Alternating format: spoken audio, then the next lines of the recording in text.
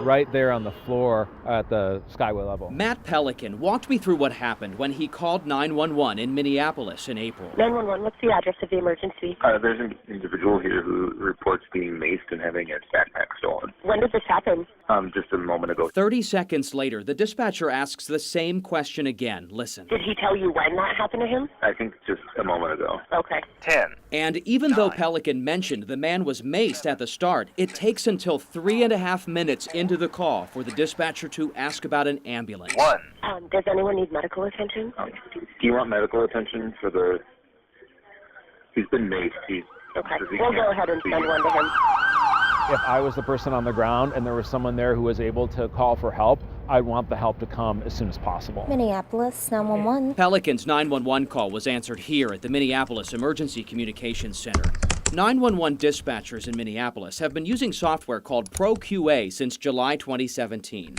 It prompts dispatchers to ask specific questions in a specific order based on different emergency situations. The most important thing is where. Carrie Sampson-Spandy was a dispatcher in Minneapolis for 24 years. She says ProQA's questions are sometimes repetitive or irrelevant, wasting critical time. Because seconds save lives. She says she resigned in September because her 2 decades of experience often told her to ask different questions in a different order. She worried not following the program would have eventually cost her her job. I felt like I was deciding, do I want to keep my job and be compliant, or do I want to help somebody? She's got a lot of years of experience. Bob Kroll with the Police Officers Federation of Minneapolis says the union also has concerns about ProQA. You know, people will call and report a car accident without injuries, and they're asking them if there's any weapons present.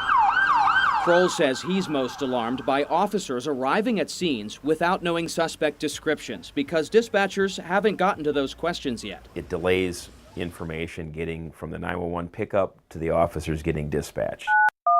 They have concerns about arriving at a scene, and they don't know who they're looking for. I mean, I understand the frustration. Do you think that happens? It does happen, and I think it happened before we implemented protocols as well.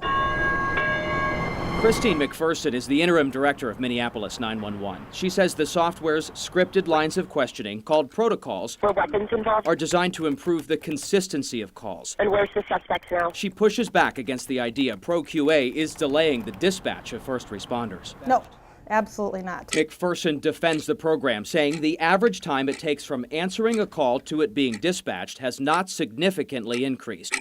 You know, sometimes seconds or minutes make a life and death difference. Is this program working? It could be better. Yes, it is working. McPherson says before ProQA, dispatchers would sometimes forget to ask important questions. They were getting the information, but they weren't always getting the right information all the time for every single call. ProQA was developed by Priority Dispatch Corporation. The company's website says it's designed to improve emergency call-taking efficiency, reducing liability risks, and increasing responder safety. McPherson stands behind the need for the program, but says she's also looking at allowing Minneapolis dispatchers more flexibility. We knew it was going to be a difficult transition. Sampson-Spandy says she sees an easier solution. Get rid of it.